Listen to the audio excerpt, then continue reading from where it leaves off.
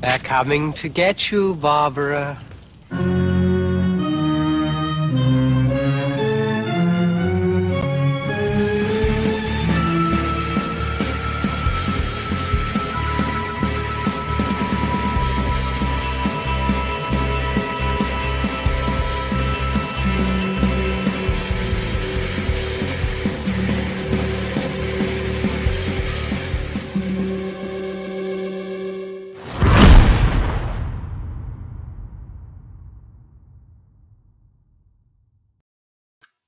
Hey everybody!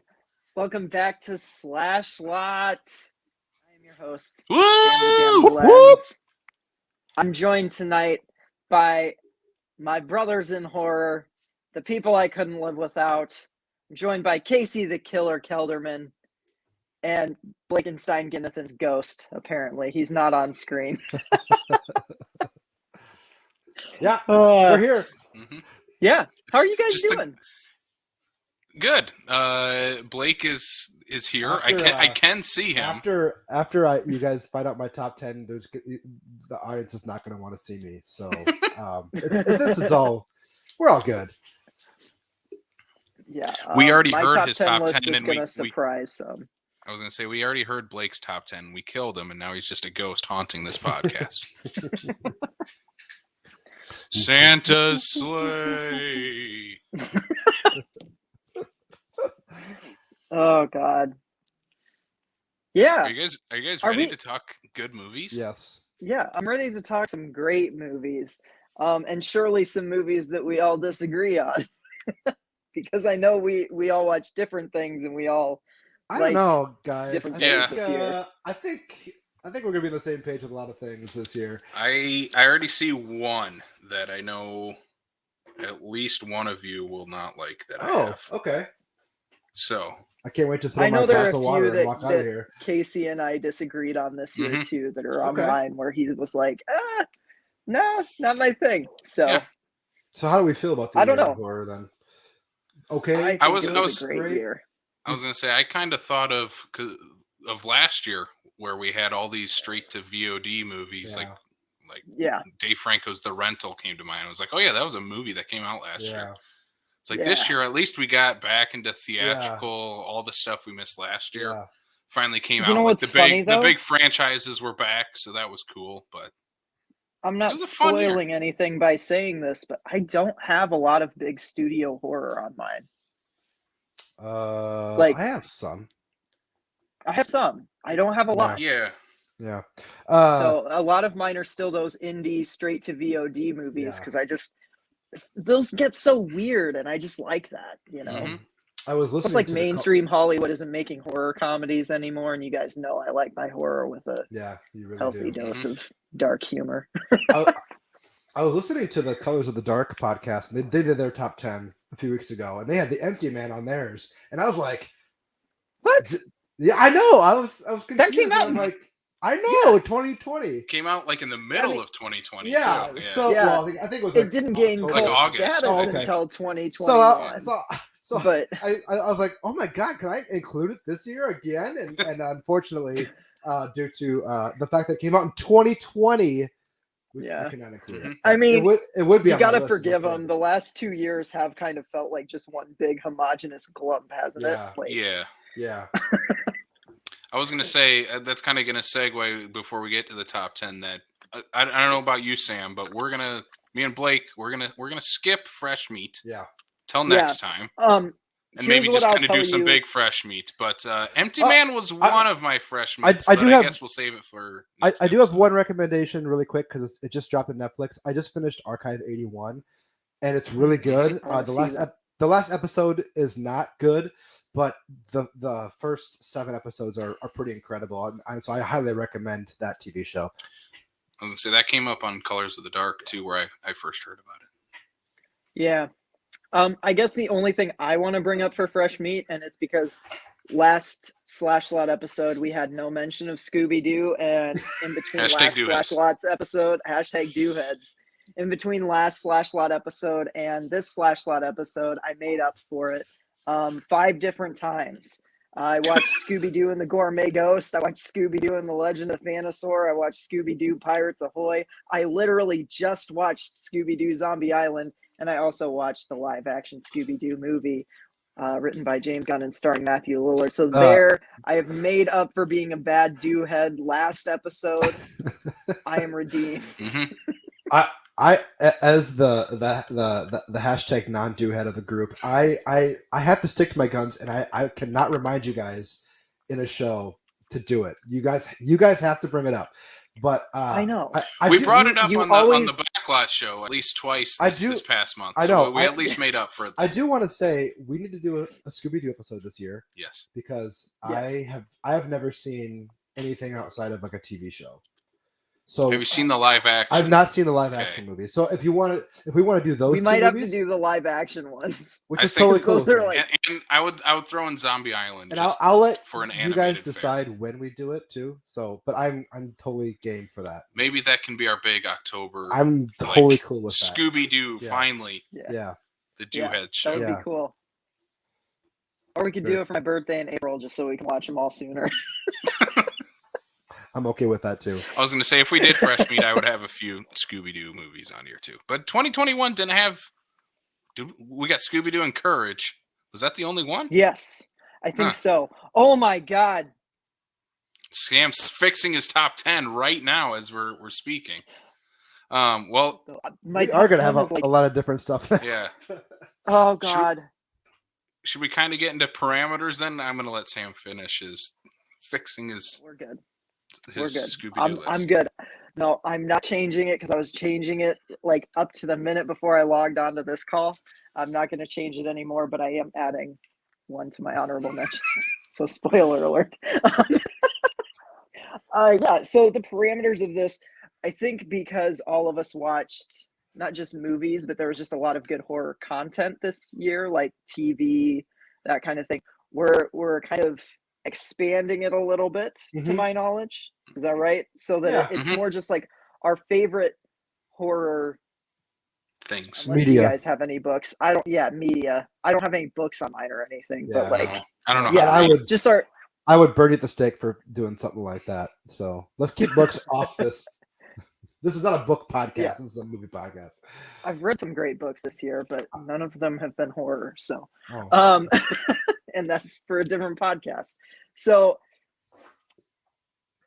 it's just kind of our favorite horror media, our top 10s. Are we going to do it like last year where like, if one of us has it higher, we say, let's wait and we move. We wait until it's played last. Okay. So cool. We bump it.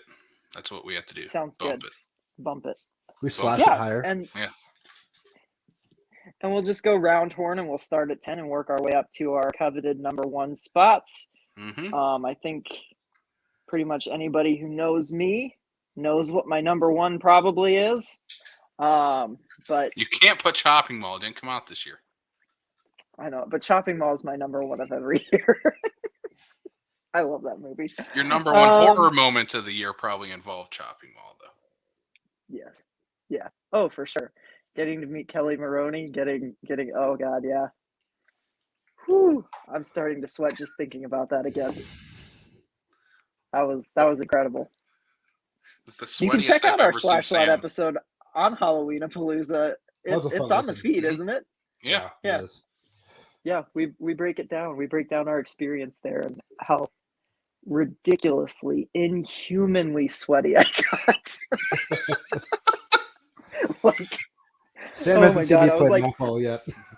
I was like the Jordan Peele gif, just straight water running down my face. But yeah, all right. So we're foregoing Fresh Meat, and we're gonna get right into our horror top 10s because this is gonna be a long episode regardless. And we're just trying to make it a little more manageable for all of you wonderful people that listen. So who do we want to go round horn? What is our order that we want to do? I can go first. Yeah. Okay. Let's go alphabetically. We'll go Blake. Why not? Yeah, Blake, Casey. Perfect. Sure. Okay. My number 1 is the British movie Censor.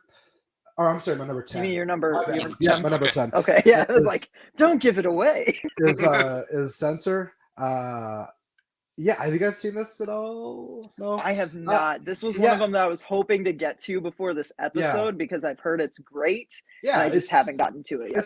It's inspired by the ban on the video nasties that were in Britain in the 80s. It's about a woman who works on the board of censoring, and one day she gets a video that kind of like reflects her childhood, and it sort of like starts to blur the lines of reality and the movie she's watching. And a lot of people don't like the turn it takes in the second half. I really dig it quite a bit. It turns into like kind of like a Mandy or like a Beyond the Black Rainbow type movie a little bit. And I really dug it. Yeah, enough to be at number 10 for me. Cool. Yeah. So Censor is as good as the Kevin Bacon movie You Should Have Left from last year, because that was Blake's number 10 last year. 100%. Do you have the list pulled up or what? No, I just remember that because it surprised me. I actually like right out the gate, you were like, "You should have left," and I was like, "I did not expect that." Yeah, boy, I was surprised how much I enjoyed that too. But it's pretty good.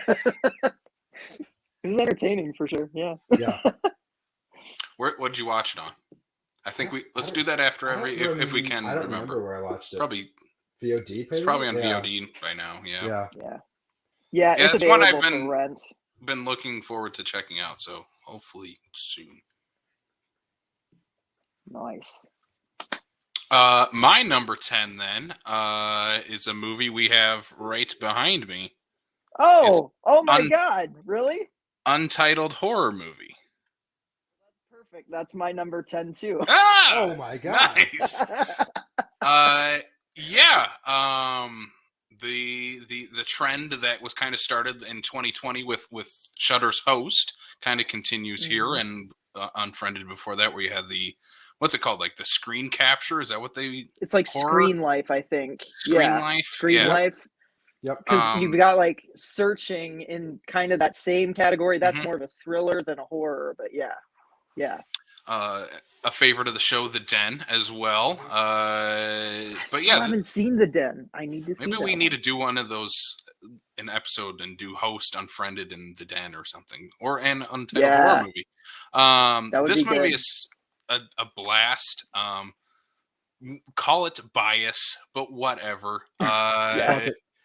Well, part of what I love about this movie is like our show's history with this movie. Yeah. And, like, that we got to screen it at SuperCon. I mean, you can't separate like that personal feeling from the art at a certain point, like it means that much to me. I love it, Yeah, I bought it when it first came out on VOD, and I was like, yeah, this is a fun like screen capture movie with some faces we recognize, some jokes that only certain horror fans will get. Like they make jokes about not knowing who Dean Cundy is, and jokes about 47 meters down. 47 meters down.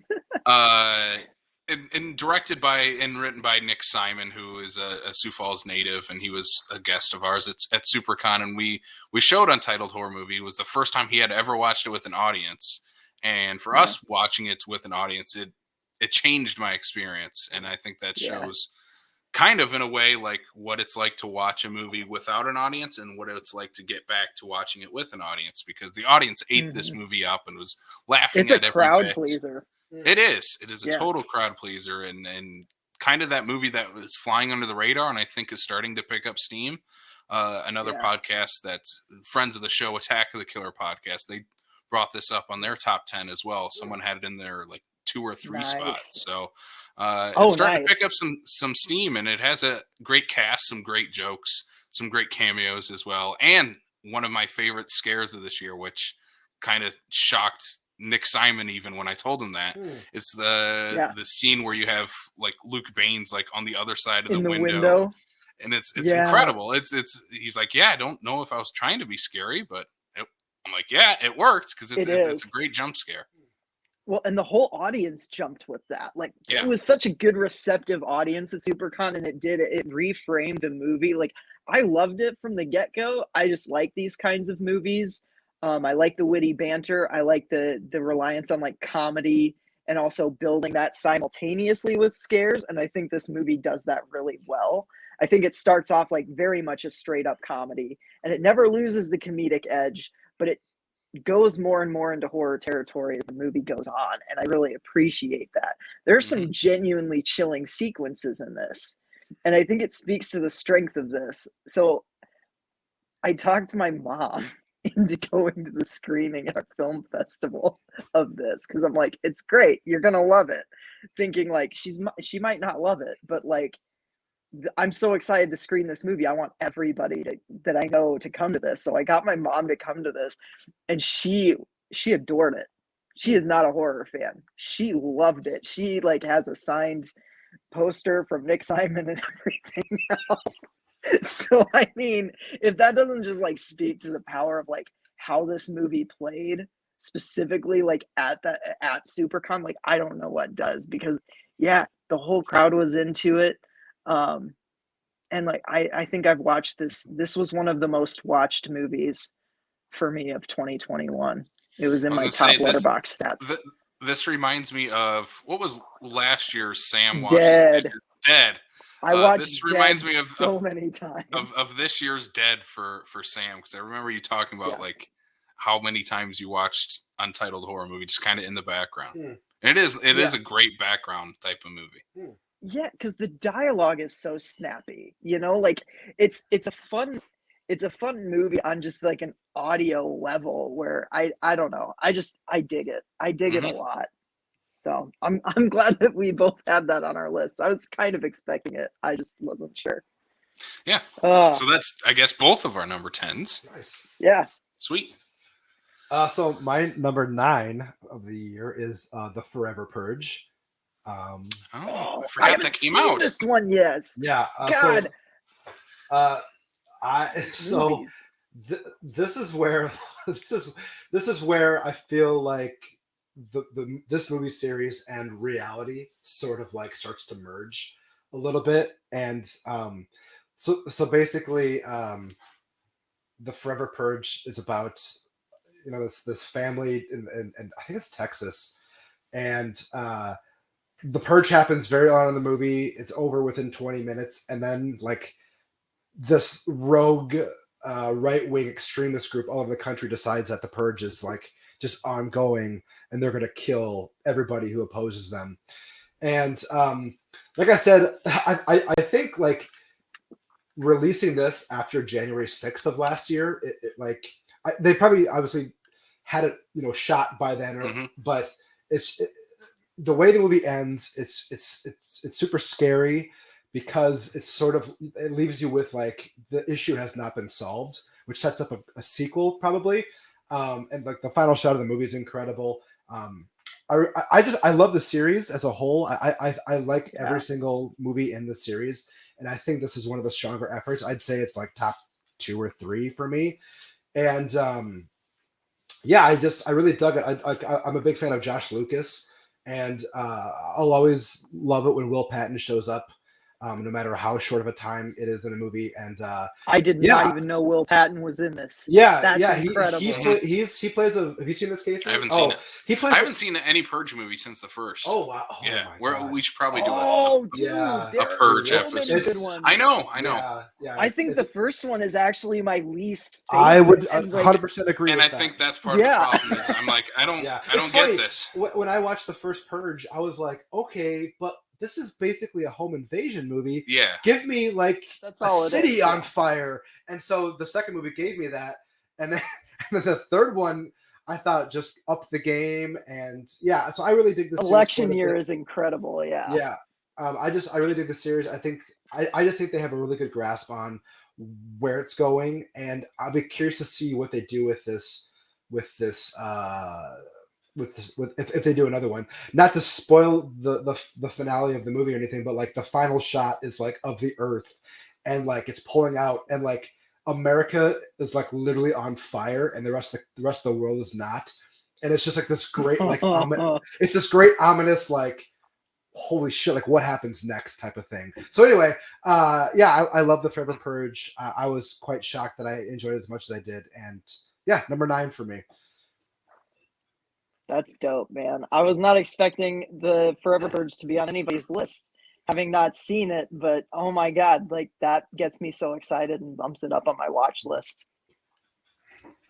My number 9, I assume will probably be talked about later. Number 9 for me is Jacob's Wife. Yeah. We're going to hold that one. That's what I thought. All right. Let me see. Number 9 for me, it might be held later. I don't know. Mine is Nia DaCosta's Candyman at number 9. Oh, God, I completely forgot to add this to my list. Mine's a little higher. That's okay. Yeah. Okay. So, go ahead, Sam. Okay. Mine's higher, so it's back to sorry. you. Okay. Okay. Yeah. So cool. My number 8 is the first non-movie on my list. It's actually Creepshow season 3. I know I complained about this in our little chat about how much. I was about to say we had so much fun bashing this together, Blake. Trust me, and I think the bashing is warranted, even though I do believe that there is one story in this that is like top 3 or 4 story in the entire run of the show so far. How far into the season does it come? Because I didn't make it too far with this one. I was going to say I only got 2 episodes into this. It's animated. That's all I'll say. Okay. Interesting. Then I didn't see it. The story is incredible. Wow. So anyway, what type? Well, before we jump, what type of animation was it? Because they did an animated special, and I was like, it's like a stop. Bad, yeah. It was a kind of a motion comic. Yeah, type of animation. I think it was something like that. Maybe it kind of reminded me of the Kill Bill animated thing. It wasn't anime, but just yeah. I don't know. I'd be curious to hear what you guys think. Okay, so I know you guys are quite shocked that I put this on my list, but after finishing it, I kind of sat with it for a week or two, and I thought that I really like being in that universe, even though the stories weren't great. I love being in this creative space that they're doing, and that meant more to me than the actual finished product. Mm-hmm. And so that's fair. Yeah, I just decided to put it on there because it was one of the best times I had watching something this year, even though it wasn't that good. So yeah, that's kind of been that whole show is it's a lot of hit and miss, but I'm like, I love watching this all the time. Yeah, and I'm pretty high on season 2 and season 1, but I don't know. It's for me. It's like an anthology. Like we've all talked about this, but when in horror anthologies, you kind of get a lot of bad with a lot of good, and at the end of the day, it's sort of all of it together. I just really enjoyed that 90 minutes or 2 hours or whatever, and that's kind of where I'm at with season 3. The show reminds me of if I'm gonna have kids get into horror and they want to start TV shows. Yeah, you're gonna watch Goosebumps, then Are You Afraid of the Dark? And then you're gonna watch Creepshow. It has that perfect balance of it's not too, it's never that serious in its subject matter, really. Yeah, not really. And it just has a ton of fun, even with the gore. Yeah. It's never oh, that's gross. It's more of that's gross in a fun way. Yeah. I think the one that maybe is the most for me is in season 1 the mowing over the heads on the field. Do you remember that one? Yeah, that one, for me, was almost a step too far. Where I was like, "Oh, that's almost too gnarly for Creepshow." Which I think is the worst segment of that first season. But yeah, I agree 100%. Number 8, right? My number 8, I hope, is on your guys' list. My number 8 is Don't Breathe 2. Not on mine. Oh.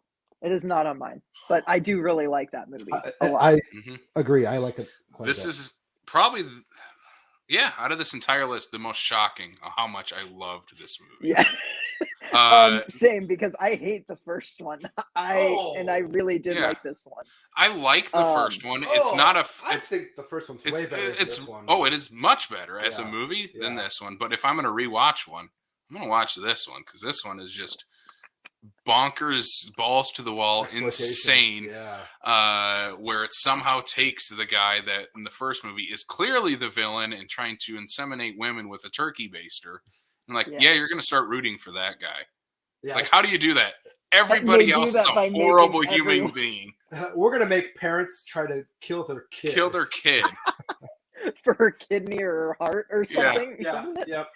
And then, God, Casey, I remember you and I went to this. Yeah, one we went and together, saw this in the theater. This was and so we were much like fun. the only people in the theater, and it was so great.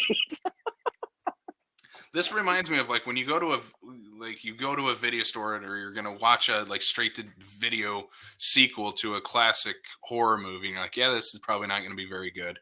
And then they gave the filmmakers enough money and enough creative license that they just do whatever the hell they want. That's this movie, and I would love to see them do something else in the Don't Breathe movies. Yeah, make a third one. Make a third one. Make a third one. Well, no spoilers for this. Make a prequel.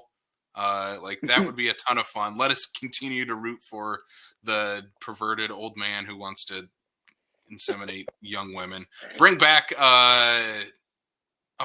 what's the actress from the first movie? Jane Levy. Bring her back somehow. I guess maybe in a different Don't Breathe universe type of movie. I don't know.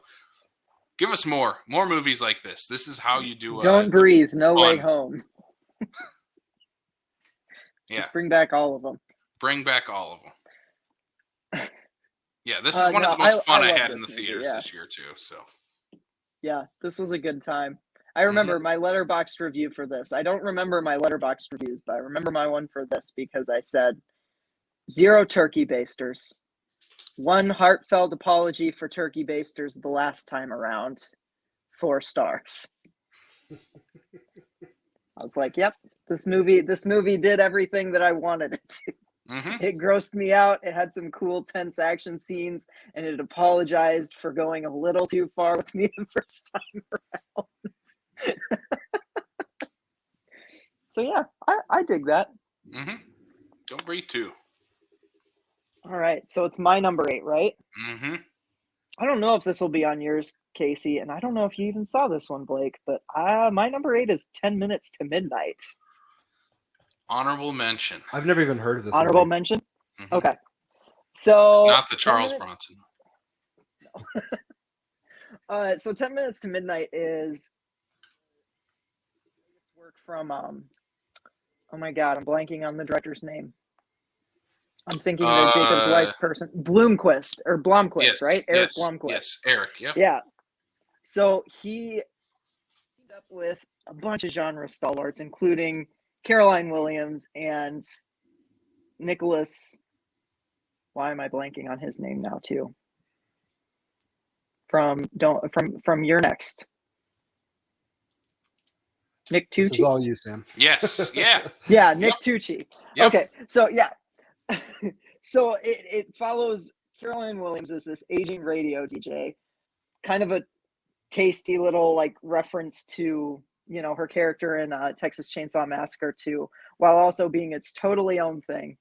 She gets bit by a bat on the way into work, and on that same night finds out that she's being replaced by a younger, for lack of a better term, hotter woman. And it's all about like it turns into this like trippy vampire movie that's actually more about like aging and how we treat people, and particularly women, as they age. And it kind of gets like the plot gets lost a little bit, but it's so trippy, and like Caroline Williams just commands the screen every second. And Nick Tucci has some of the like weirdest things going on in the background with his character. Like at a certain point in the movie, all the actors like switch roles, so they're all acting as different people, like as the different characters. And so Nick Tucci is the hot young intern all of a sudden, and it's insane. Like it's an incredible flawed movie that took a lot of risks. And at the end of the day, like I just have a blast watching this. I've watched it like 3 or 4 times this year, and that's kind of the thing with like all of my list. Are there ones that I've come back to, or have wanted to come back to? And yeah, so 10 Minutes to Midnight just really nailed it for me. I liked that it was a different twist on the vampire lore. I'm a sucker for a good vampire movie. I'm especially a sucker for Scream Queens coming back years later for vampire movies, and we'll talk about another one. I mean, 2021 was the year for it, and I'm all for it. Like, let's keep this train going. Like, let's bring back. I need a Kelly Maroney vampire movie in 2022. Yeah.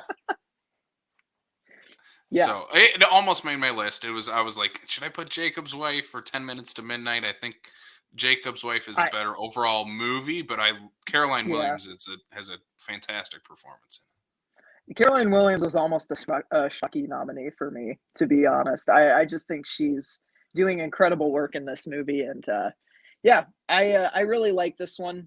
It's not going to be to everybody's taste, but it definitely, I don't know, like the final shot is so cool, and the song that plays over the end credits, like it's a movie with so much life and energy to it that it's hard not to get sucked up into it. So yeah, that's my number 8, 10 Minutes to Midnight. Yeah. Good pick. All right. My number 7, I know you guys did not see, it's the French Palme d'Or winner, Titane. You know, I need to see this before the Schmuckies. I'm excited.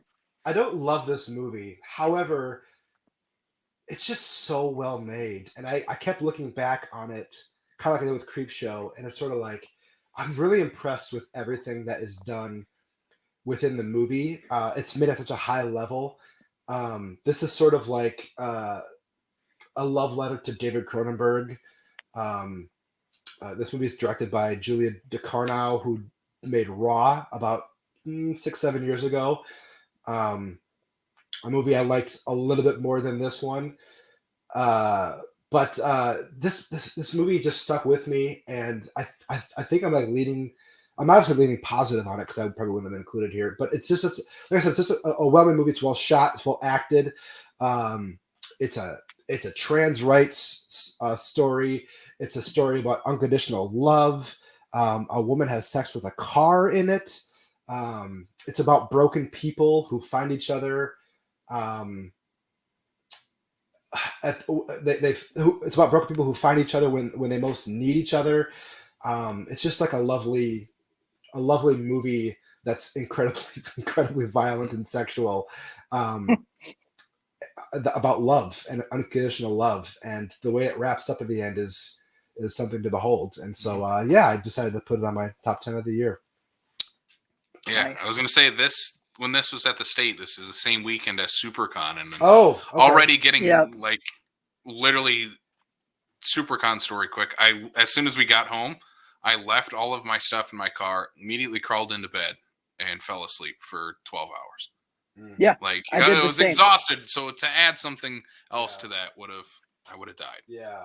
But this movie is. I was going to go see the Dirty Heads out in Sioux City that Sunday night, and I'm so glad I didn't end up buying tickets because I wouldn't have gone. but this has been on a lot of top 10s. Yeah.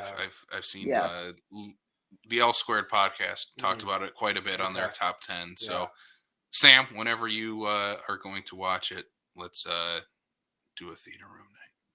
Sounds good. Let's set something up soon. Before February 10th, when the Schmuckies happen. Yes, plugs. Shameless self-plug. Number 7 for me is a bump up from Sam's. It is Nia DaCosta's Candyman. Sweet. I thought this movie was a ton of fun. It's easily the best Candyman sequel. I liked all of the story threads that this movie was going for. And went in directions I was not expecting for some characters that they brought back as well. I don't know if I love the entire movie because I felt for some reason I'm all for 90 minutes in and out. This one, I wanted 10, 15 more minutes of story. And I don't say that very often. I just needed a little bit more. And maybe we'll get that with a sequel. But the ending of this movie, god damn. Like the final shot and line is just the best thing. Like cheer in the theater moment. Squealing in my seat. Yeah. I was gonna say, out of any horror movie I saw in the theaters this year, this was the one that was like, yeah. Yep. No spoilers for it, but the ending of this movie is incredible, and the gore, all the kills are really fun. Oh god. I love that they and it's got a lot incorporated of more of body the art. horror. Yeah. The body horror stuff is gross. Like, I mean, they literally make a guy's skin look like it's a wasp's nest going up his arm. And I'm just like, how do they do that? Because that's an incredible piece of makeup effects. But also just, oh God, it's gnarly. It's gross. And I love that we got a big budget, like, studio horror movie that was allowed to be that, just that subversive, and then B, so nasty in what it was doing, you know? I love what they do with the Candyman lore, where Candyman isn't just Daniel Robitel. It's just this idea of the Candyman. Yeah. How many different versions we get of it in this movie. And again, what you saw in the trailer with like the puppets and stuff is like, yeah, if you guys do a sequel, and please do a sequel, bring more of that, because that's incredible stuff. Yeah, the shadow puppetry is some of the most inventive horror stuff I saw all year. Yeah, it's incredible. Yeah. So that's my number 7. Cool. Didn't break the top 5, but it's definitely worth a watch. And it's not Jordan Peele's movie, Internet. It's Nia DaCosta's. Yes, it is Nia DaCosta's Candyman. My number 7, Casey, you might have this one higher. I guess I don't know. My number 7 is Danishka Esterhazy's Slumber Party Massacre. Little higher. Little higher? Okay. Yeah. I adore this movie. Can't wait to talk about it.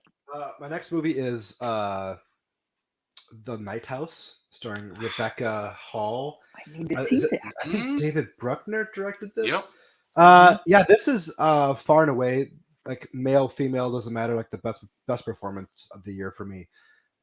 Rebecca Hall is incredible. She's one of the most underrated actresses. So good. Like, she's good in everything. I think about, so she plays a woman whose husband has committed suicide, and she's sort of like dealing with that and the immediate aftermath. And I have zero experience with suicide in my life, but this just feels like someone. It feels like this is exactly how someone would act in the wake of that, in terms of the dark humor that she has, the sadness, the despair. I just feel like the performance is just being overlooked just because it's a horror movie. This movie, like, from the outset, Blake, that never happens. Yeah. From the outset, this movie is the way they build like tension and scares is really well done. It has hands down the best scare of the year. Nothing comes close.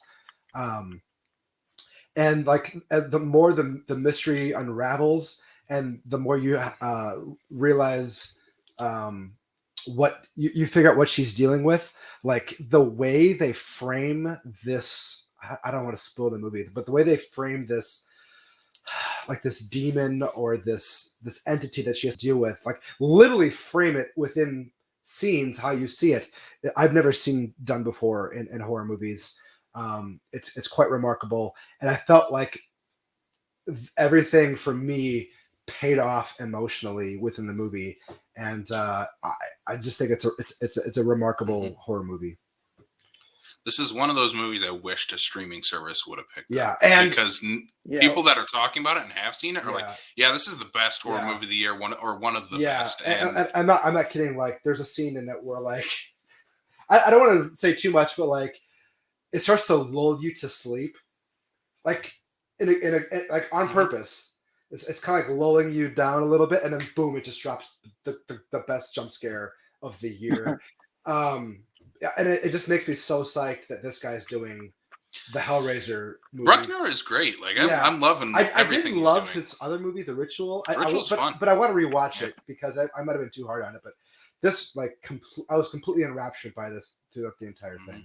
And I think it's only like 90 minutes, so it goes by pretty quickly. My number 6 was Sam's number 7. This is Slumber Party Massacre. Yeah. The best slasher movie of the year, Slumber Party Massacre. Everything that some of these other remakes are trying to do, looking at you, Scream 5, for certain parts. Please don't talk about Scream 5. Okay. Spoiling anything, but something that happens in Slumber Party Massacre, Scream 5 tries to do. Oh, come on, guys. Come on, let's...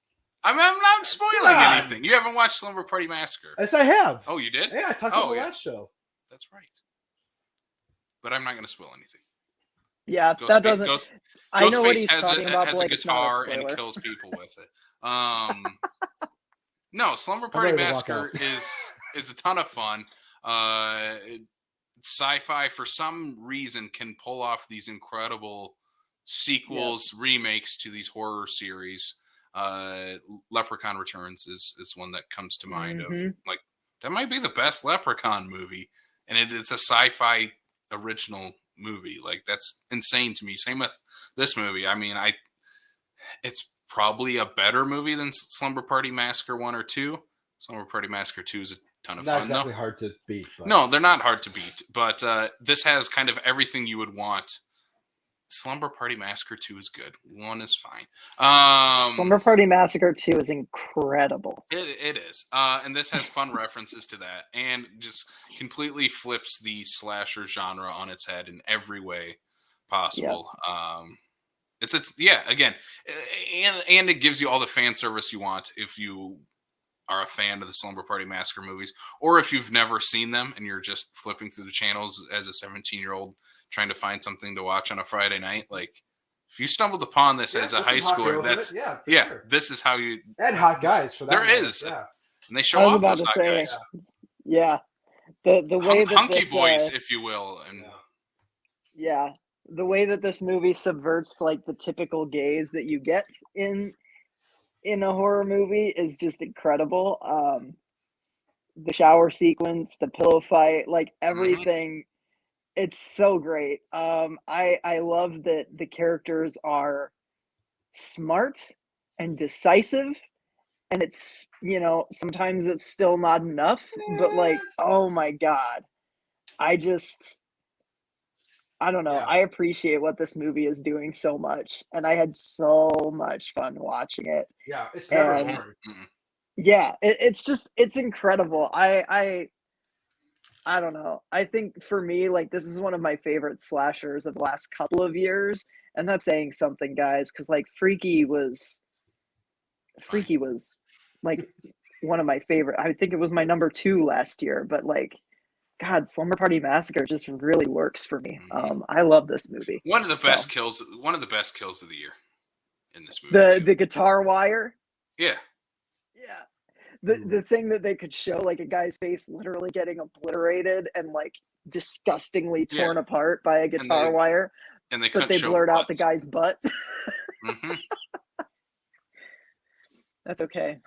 2 days or like 3 days later, when it dropped on Vudu, I bought the uncensored cut and I watched the shower with the full butt shot. Yeah. Oh yeah, it showed butt. I saw it all. Release the butt cut. Release the butt crack. All right, so yeah, Slumber Party Massacre. Yeah. So that's number 6. So my number 6, I know we'll be talking about much higher. This is going to be the one where maybe you guys are like, what? But my number 6 is Psycho Goreman. Yeah, higher. Okay. Cool. My number 5 is Resident Evil: Welcome to Raccoon City. Whoa. Really? Yeah, I had a lot of fun with this movie. I have little experience playing the game, but this to me felt like I was like playing the game. There's like zero fat in this movie. It's just like there's like, and by that I mean like there's like zero story in the movie. It has like this opening sequence that like I could take or leave, but when it gets to the actual present day plot of the movie, like this movie doesn't mess around with like getting anywhere. And this basically turns into like Assault on Precinct 13, except an entire town. This is Resident Evil if John Carpenter directed it. Like it's full on like John Carpenter score. They even used the John Carpenter font for the titles. I mean, it's beautiful to look at. It's like a 2-3-5-1 frame. Has hands down the best needle drop of a song in any movie in 2021. It's a song that it's completely out of place, and I mean that in a good way. Has characters who are like acting in a different movie for some reason. I loved all the gore. I loved the final set piece with the boss. I just thought this was a lot of fun. I was really surprised how much I enjoyed it. I bet if I watch it again, I'll fucking hate it. But I watched it once. For now, it's your number 5 horror movie. I watched it once, and when I was making my top 10 list, I just watched it, and I'm like, yeah, I love this. And I'm excited to watch it again and see where I fall. But for right now, I love it. It's number 5. Your lists are always so chaotic, and I mean that in a good way. I love it. My number 5 is another movie you and I watched in the theater, Sam. And you have very different opinions on. My number 5 is M. Night Shyamalan's Old. Oh yeah, that's not even in my honorable mentions. This is Ballsy. one of my favorite movies that I watched in the theater this year. I was having a blast. This is the M. Night Shyamalan I want, and I want him to keep doing this because sure, he had his comeback with like The Visit and Split, and The Visit, come on, it was Split. Well, The Visit brought him back at least to give him enough goodwill. No, it was not. Split no, is. It was so the Visit is the best thing he has done. Shut the fuck up, Sam. Well, it is not. I was just gonna say The Visit brought him back, but Split was much better. And then you had the very controversial Glass, and now doing Old, where I'm like, yeah, you're just going full M. Night Shyamalan again, aren't you? And I'm all for it because this is the funniest M. Night Shyamalan movie since The Happening. Like I was about to say, this feels like The Happening to me, but I like The Happening more than this one. Are like brothers. Like this is how I've never seen The Happening. Yeah. It's so much fun. It's bizarre. Horrible. It's awful. Mark Wahlberg's a scientist who just talks about bees. There's a character who just likes hot dogs a lot. John Leguizamo is he's John Leguizamo, but does math for no reason, like as a character thing. And that's one reason I love Old is that M. Night Shyamalan kind of not giving any shit. In full M. Night Shyamalan, no human is a human being in this movie. It's like everyone's an alien. So much so that he has to write a character that this kid, his quirk is that he walks up to every person he meets. What is your name and what's your occupation? Instead of like creating dialogue to explain characters, it's like, no, we're just going to have a character that asks everybody that shows up, I kind of like what's your name and occupation? Yeah. Like, that's and incredible. Then, just as robotically, the people will, without a doubt, just say their name and occupation. And Jared the nurse is one of my favorite movie characters of the year, who I think brings it up at least 3 or 4 times. I'm a nurse and my name is Jared, like constantly. The gore is insanely horrible in the best way possible, especially with the woman who has like a calcium deficiency and like starts breaking her bones and crawls through this cave and stuff. The overall like plot makes no sense of this island where you rapidly age, so much so that one of my favorite scenes is that they're cutting a tumor out of one of the characters and the doctor has his hands in her, and meanwhile he figures out right before that the wound will heal because time is moving fast. I'm like, why doesn't the wound like heal around your hand then? Like that's how that would work. And no, we don't care. And I'm like, all right. And then of course there's a Shyamalan twist to it, and it's like, yeah, sure, why not? It's bonkers, insane.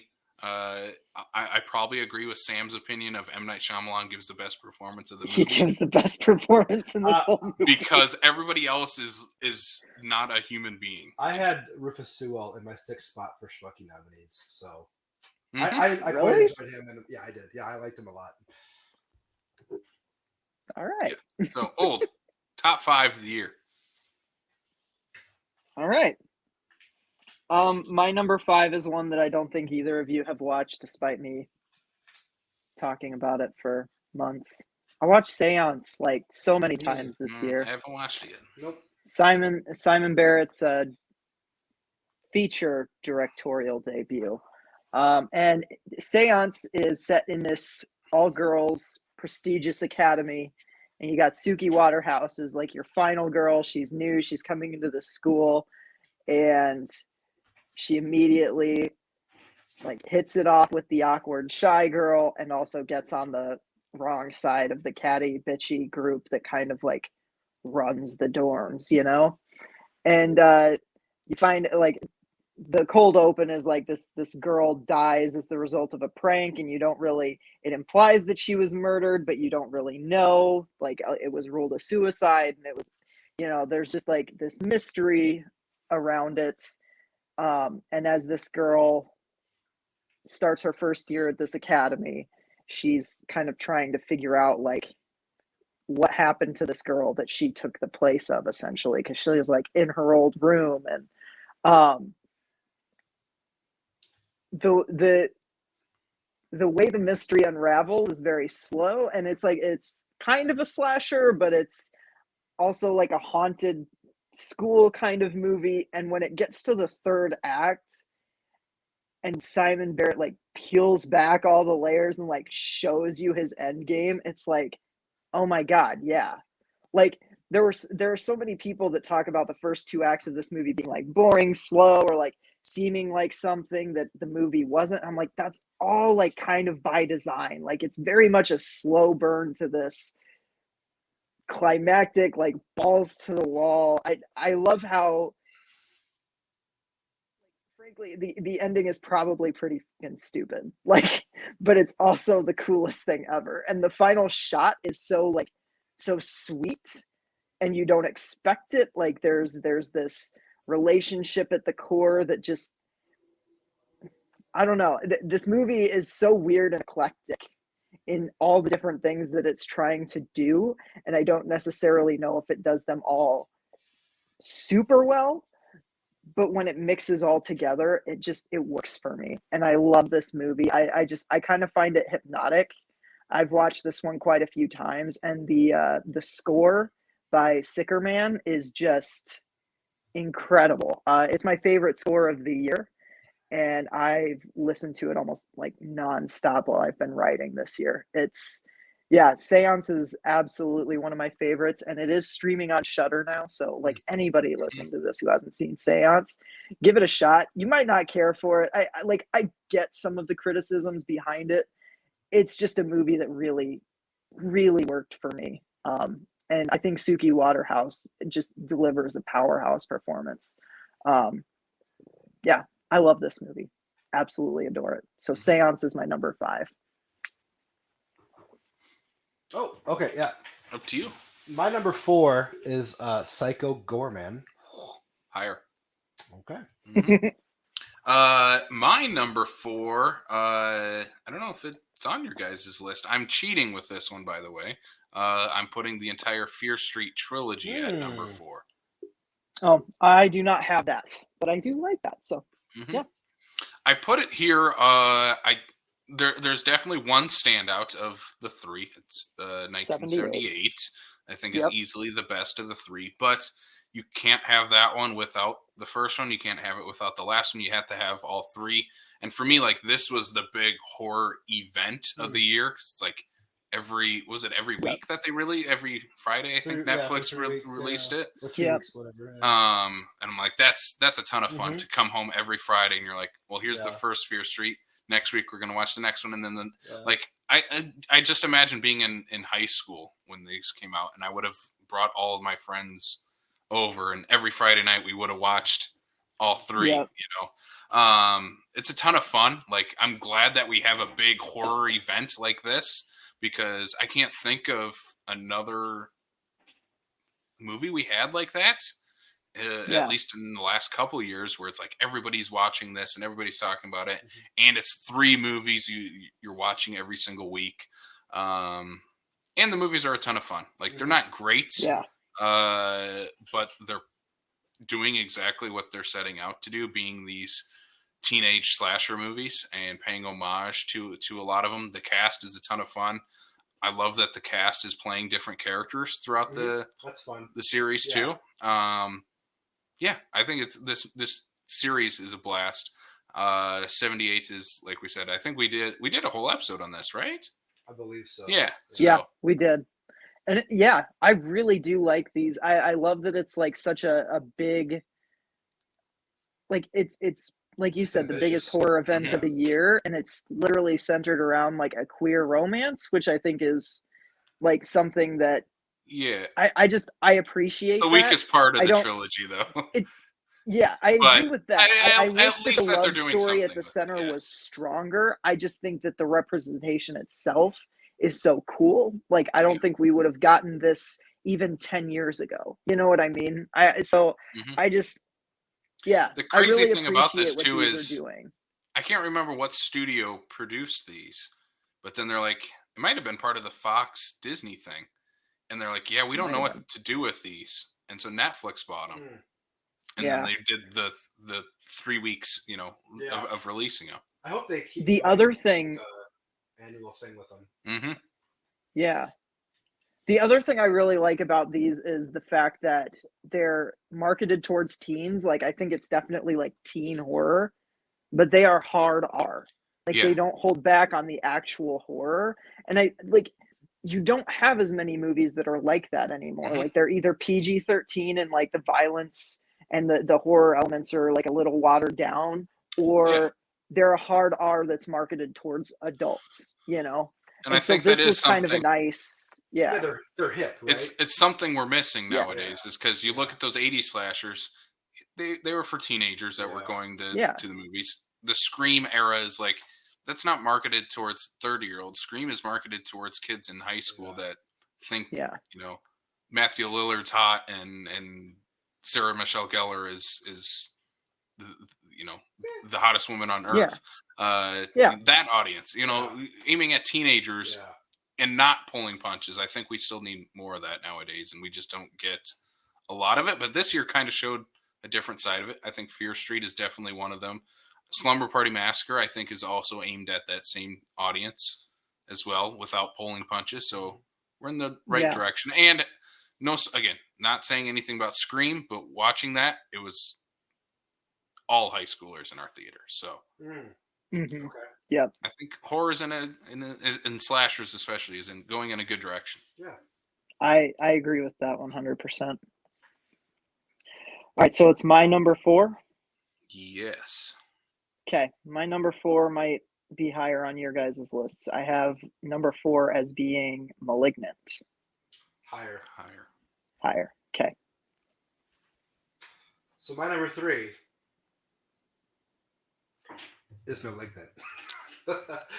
Higher. Oh, okay. Yeah. Oh, damn. Okay. Yeah, my number 3. I don't know if either of you have watched this yet. It is the Shudder original, The Queen of Black Magic, Indonesian horror movie. For me, the scariest horror movie of the year.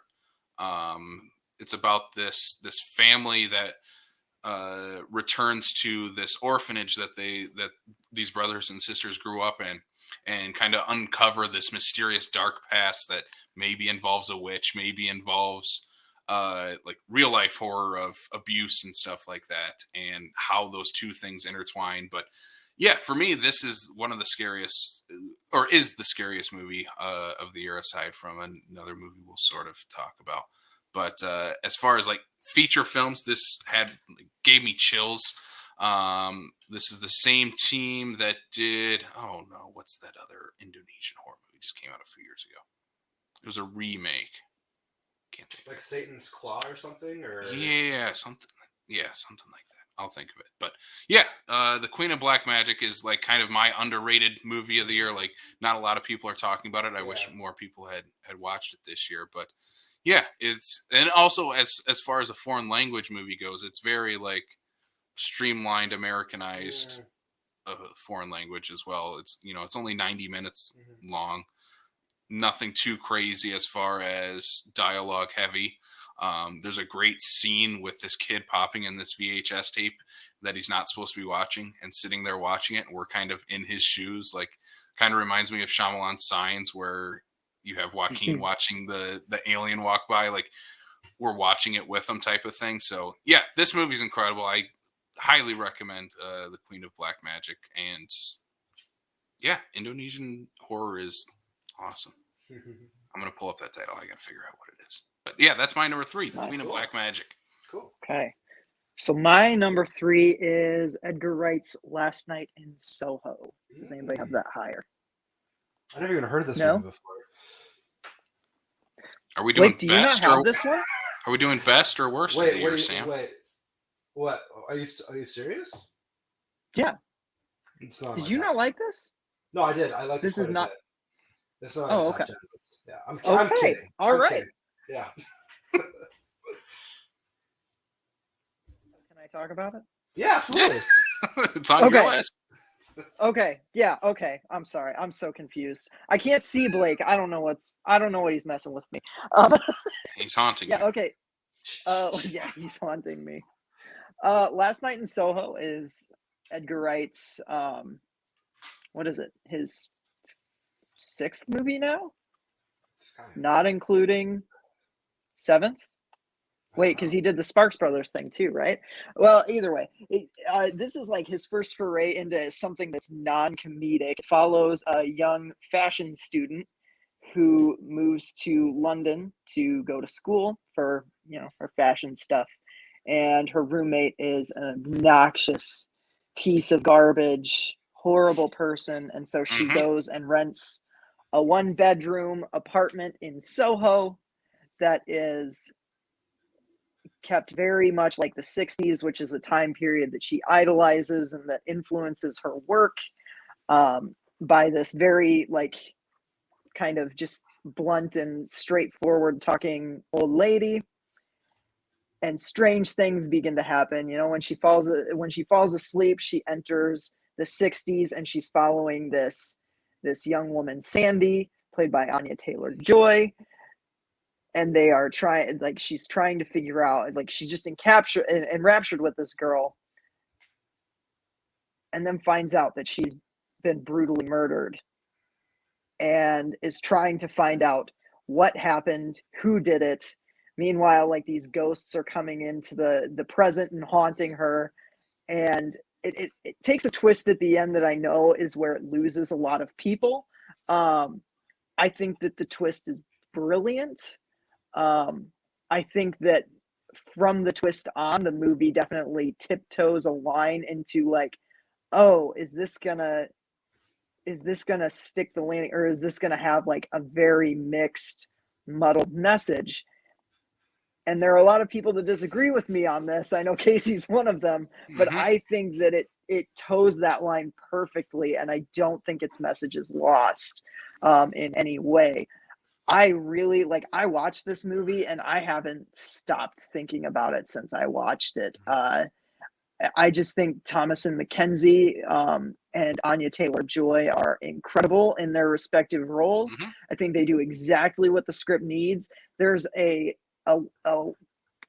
one-shot dance number where Anya Taylor-Joy and Thomasin McKenzie are literally switching places off camera. If you listen to Edgar Wright talk about how they did that scene, it was all choreographed. It's not stitched. They're literally ducking in and out, actually doing all that. I mean, it's incredible. There's the use of mirrors in this movie is a huge motif, much like in Candyman. It's done a little differently in Soho, but it's just, the filmmaking here is immaculate. This movie looks gorgeous. It's shot perfectly.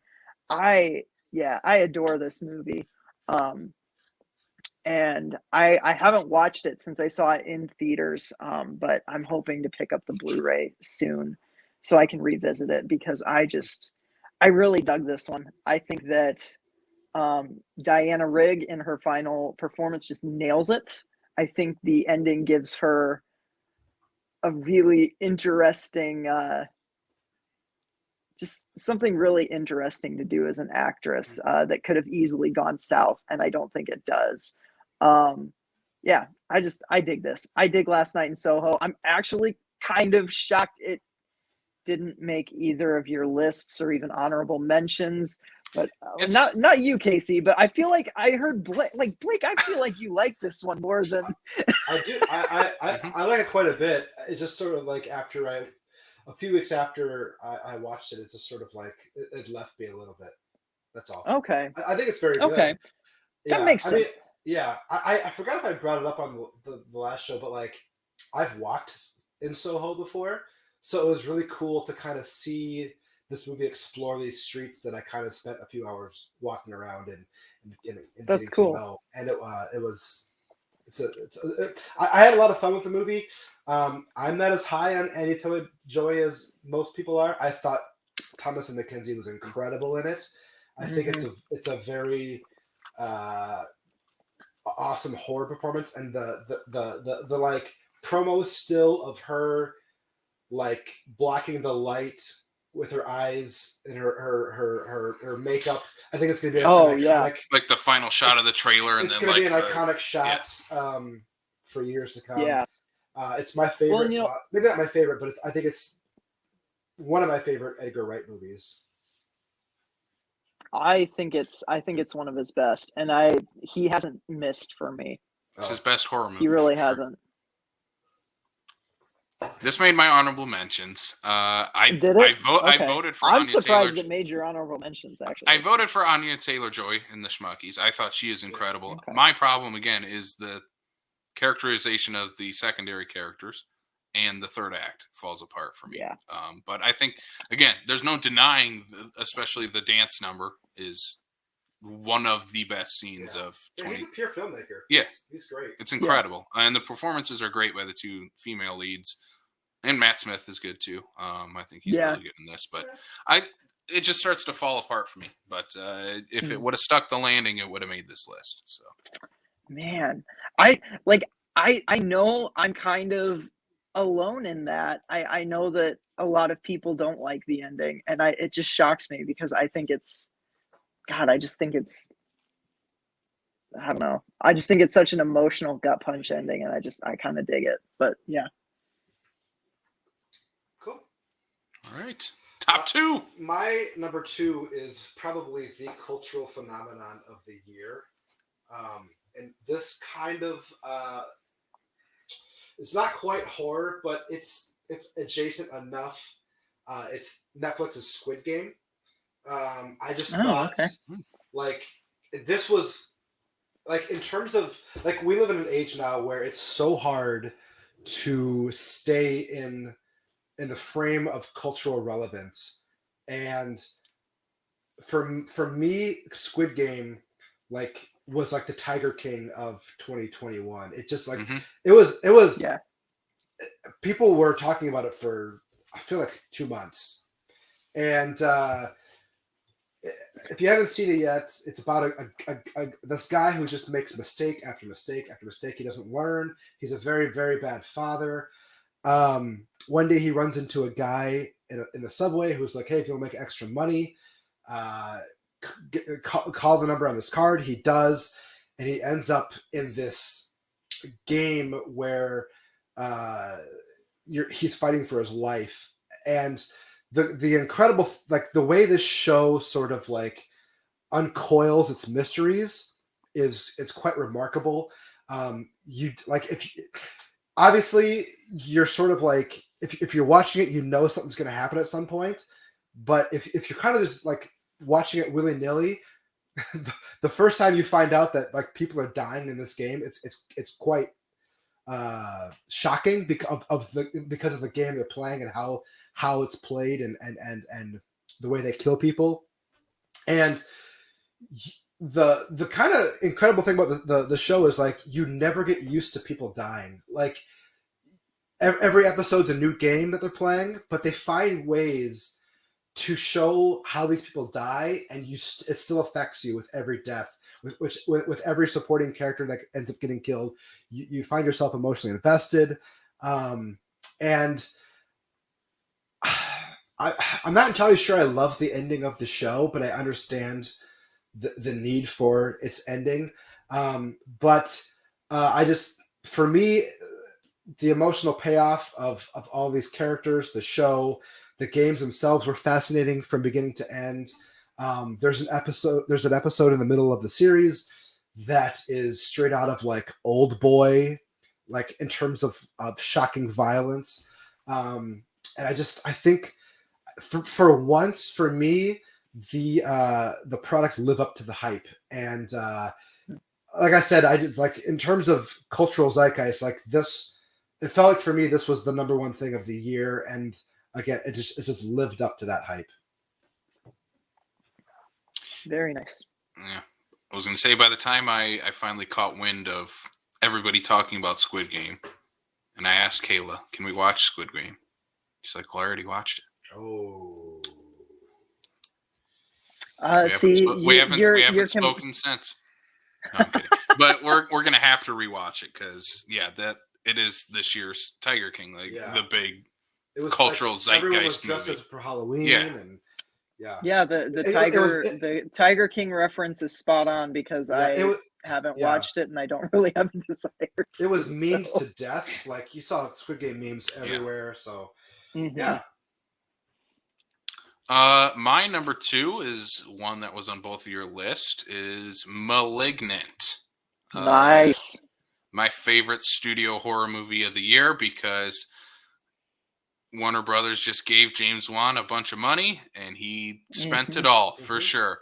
We talked about this on the show already this year, but this is one of the most fun horror movies of the year. This is exactly what the most fun horror movie. Yeah, this is exactly what it is. My number 1 is. It is. Most no, it's not. But Malignant is such a blast. This is like the stuff I want James Wan to continue to do. It's like, go ahead, make Aquaman 2 and Fast and the Furious 13, but then come back and make a weird horror movie that is bonkers insane, where you take influences from both Frank Henenlotter and Dario Argento and have your James Wan twist on everything. Because if you're a casual audience and you're like, oh, it's the guy who did Insidious and The Conjuring, I'm gonna watch the first half hour to an hour of this movie, and I'm like, this is scary. This is the exact same guy. And then when that moment happens in the jail cell, it's like, what is this movie anymore? And for the last 30, 40 minutes, it's just balls to the wall, insane horror goodness that we just don't get a whole lot anymore, especially in the studio system. So this is the most fun I had watching any movie. Any movie. One of the most fun movies I watched this year. It was close to being my number 1. That's for sure. Yeah. This was Oh, go ahead, Sam. Oh no, you're good. You go. It just feels like the influences also stretch beyond horror. Like, obviously, there's a whole sequence where, like, it feels like Brian De Palma directed it. I love that this is sort of like a giallo, like, as like maybe a structure, and then it becomes like Maniac Cop in a way. And then it's just, there's just so many things. I Basket Case. One of my favorite things of this is, like, like, I feel like I've seen more giallos than you have, maybe like a couple more, and like, there's always like someone who's like talking on the phone, like, I'm gonna come kill you, and they, like, James Wan figured out a way to get that, like, that voice in the movie by using electricity waves to, like, just turn on instruments that he could talk through. I just, the inspirations in this movie are just, they're endless. There's so many things that happen in this movie. I don't want to talk about the twist because if people haven't somehow seen this yet, but, like, it just got put back on HBO Max. Oh, so did it? Everybody Okay. Everybody can watch it again. I watched this movie and I really feel like people were divided on it, which blows my mind because this movie is made for horror fans. If you love horror movies, I don't know how you can dislike this movie, because this is the most batshit insane movie of the year, and it's from a studio. So, and from a guy whose last 2 movies made like $1 billion each. I absolutely love that this is what James Wan cashed his chips in on, because, like, it's just, It is. It's the most insane movie. I remember like getting to that jail cell scene and just I swear like my neighbors probably heard me yell holy shit I because yell like holy shit in the theater. I just I couldn't believe it. I was floored and just everything about this movie, even the intro, like even the beginning, the first two acts where it's like, spooky and haunted, it's still such high camp. Like Yeah. the reveal of her being like, I was adopted, and like Oh and the yeah. sister Yeah. just going, what? Oh, then there's And this it huge just needle does drop this of the slow soundtrack, zoom. and Yeah. yeah. And I mean, it's just like, this feels like a lifetime movie at the same time. Like yeah. and then the sister goes out on this like Hardy Boys type Nancy Yeah. Drew And she thing. like parks way close to the cliff edge just It's for just no reason other than to be like, oh my god, is she gonna drive off the cliff? Like, I just love that James Wan is finally, again, taking all this goodwill that has been built up of, Saw kind of got his foot in the door, and then he, does Insidious, Conjuring especially, does the Warner yeah. Brothers big budget movies, and then he's like, yeah, you know what kind of style I want to go back to? Dead Silence. Yeah. Which, I mean, Which it's not a this surprise movie that made I me. love Malignant because Dead Silence is honestly one of my favorite Wan films. I'm I gonna have to love rewatch Dead this I was Silence, gonna say and I I went back love to this it movie. because of this, and I'm like, yeah, I was watching Dead Silence through the wrong eyes the first time I watched it. Yeah. It's Dead doing the Silence was ahead of exact its same time. thing. Okay. It's I'm gonna have so to rewatch this. campy. Which is it? Donnie Wahlberg is the lead. Yeah, He he's just the cop, and randomly he's shaves always the entire shaving. movie. The electric The whole razor. time he's just shaving with his electric razor. And his death in the movie in Dead Yeah. Silence is incredible. Like, it's I love James Wan when he goes like goofy madcap. I think that's why I like Aquaman. I think Aquaman's the best movie in the DCEU up until the Suicide Squad. Because it just goes for broke. It's got an octopus playing drums at one point. Like I just love when James So Gunn does goes Malignant. weird. Yeah. And so I love weird James Wan, and I'm so glad we got Malignant. It's one of my favorite movies of the Yeah. year. It's funny, Casey. It was my number 2 until we started recording, and then it moved down to number 1 or number 4 because I switched my number 4 and my number 2. Yeah. So I don't Great know. movie. Mm-hmm. Great experience. Yeah. I was in a theater by myself watching it, and when that reveal was ramping up, I felt myself edging closer and closer to the screen. Both of my hands on my face, like my mouth getting wider, and then when that happened, I was just like, "Holy shit!" Anyways, Yep. to see the holy That shit moment moment where you the gotta watch title movie. finally makes sense, and you're like, "Oh yeah." Yeah, it's so good. It's so good. The most fun I've had at the movies by far. Yeah, for sure. So my actual number 2, and since neither of you have brought this one up, I think I might be playing it higher. Jacob's Wife. Or wait, have you guys? That was my about number. That? That was my number 9. That's right. Okay, that was just too far ago for me to. Number 2. Do you have that one, Blake? It is not on my top 10 list. Oh, okay. Okay. And I really liked it a lot. So. Yeah. So this movie, like, it started off probably at like 6 or 5 on my list, and it's just gone up as I've sat with this list because there's just like there is such an infectious energy to this movie that I love. To me, Jacob's Wife, which is Barbara Crampton's best work, she plays the wife of this small town pastor, and she's just kind of stuck in this rut. Their marriage isn't like terrible. It's just he takes her for granted. There's not much there in the way of connectivity. He talks over her a lot, not in a malicious way, just in a, like small town Christian, this is how things work type of way. And she finally gets kind of fed up with it and almost has an affair with the guy. And then the guy's eaten by rats and she's attacked by a vampire. And then it turns into this like this marriage drama where people are getting cracked open like fucking fruit gushers, and like I just man, the practical gore in this is gnarly, and it's all centered around like it doesn't work unless the two central performances are as grounded as possible.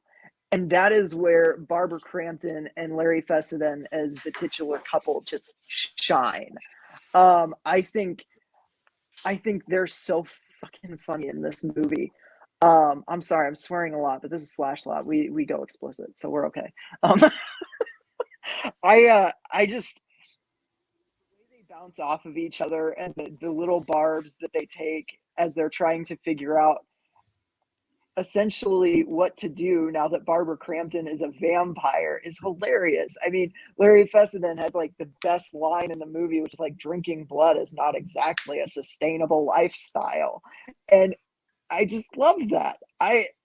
There's a scene where Barbara Crampton's like rearranging furniture by picking it up with her newly found superhuman strength, and she's sipping blood out of a wine glass. Yeah. And you've got like Concrete, I forget the band name, but like the Concrete Blonde, I want to say, playing in the background. And I'm just like, this is like my favorite movie scene of 2021, and it's literally a woman rearranging her living room, and it's so great. And it ends with her barfing blood all over. This movie is gross, it's gnarly.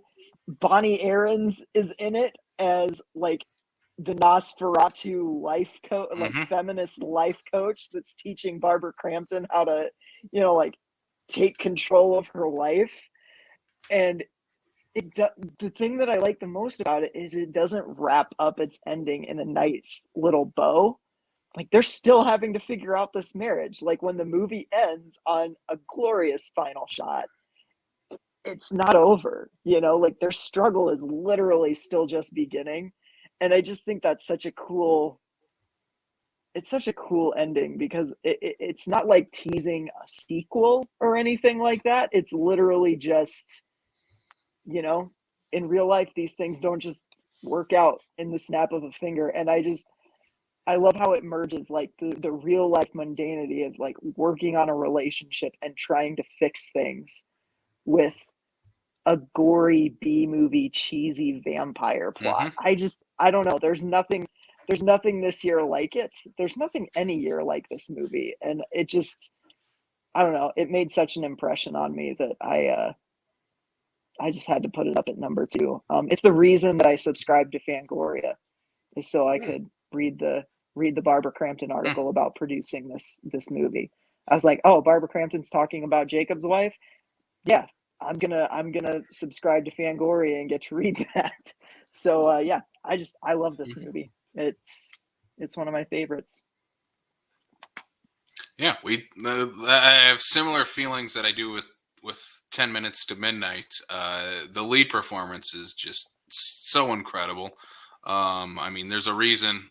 Obviously, all three of us voted for Barbara Crampton in the Schmuckies, and much to the surprise of our film group, that she was the second highest voted actress of the year. And I think that just that's a testament to her entire career building up to this, because this is easily the best performance of her career, and it comes at a time where we're starting to see this like resurgence of these classic 80s horror actresses getting to really, no pun intended, sink their teeth into these roles, quite literally for 2 of them this year.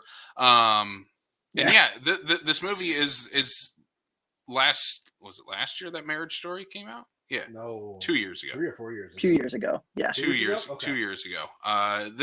It's Marriage Story with vampires.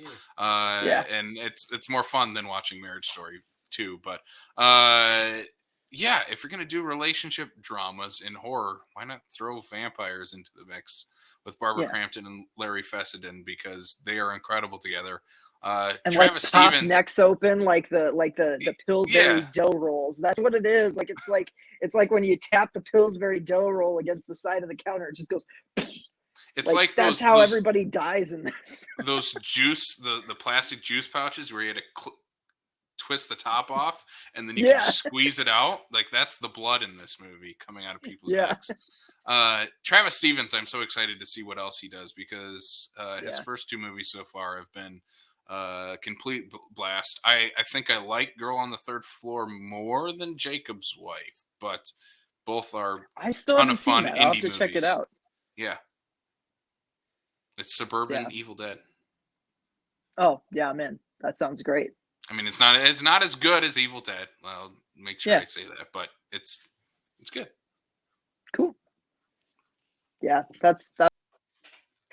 Oh, and Sam just got kicked out. Well, I'll wait for Sam to come back. We'll wait for our number 1 then. Have you watched Girl on the Third Floor? Though? Yeah, I didn't like it. You didn't like it? Okay, I can see that. All right, you back? I'm back. Sorry. So you missed my number 1 is actually old. Shocker. Surprise. Spoilers. Oh, okay. I'm just kidding. My number 1 of the year was pretty easy to figure out. It was a movie I saw very early last year. I loved it right away. I've watched. It's my most watched movie of last year. I think I watched it like 3 or 4 times. It's Shadow in the Cloud, starring Chloe Grace Moretz.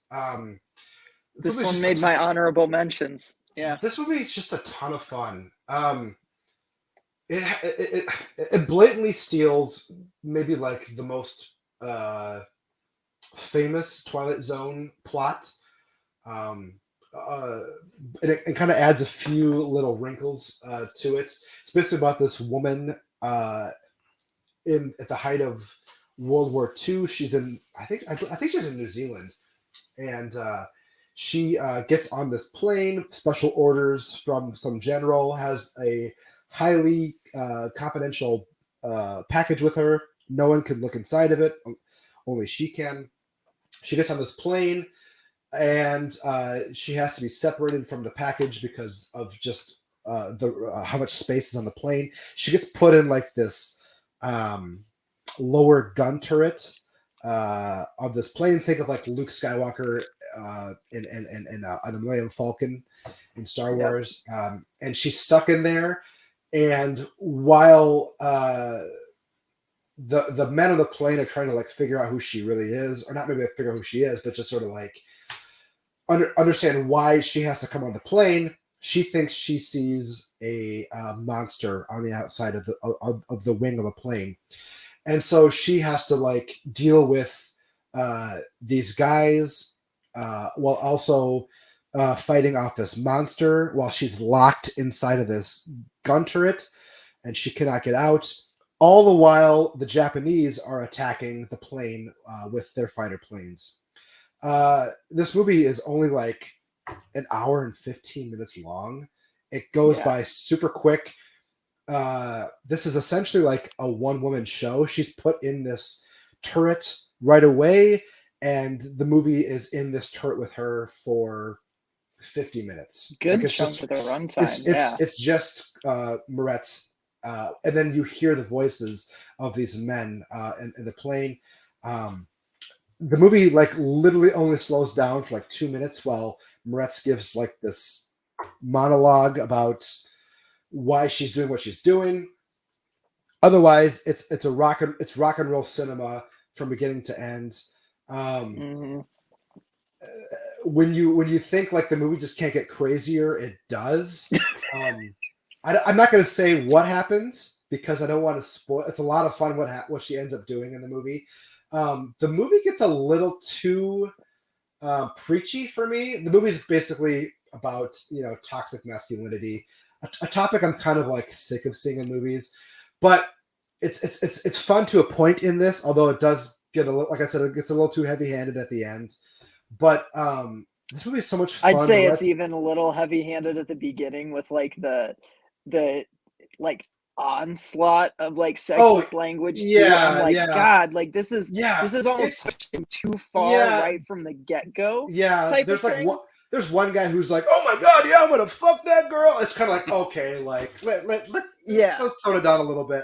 But like it's just so much fun. The score is incredible. The score is awesome. The oh my God, the score is so good. I've listened to the score more often than anything any song I have in the past year, like the score is it's that 80s throwback synth, but it works so well.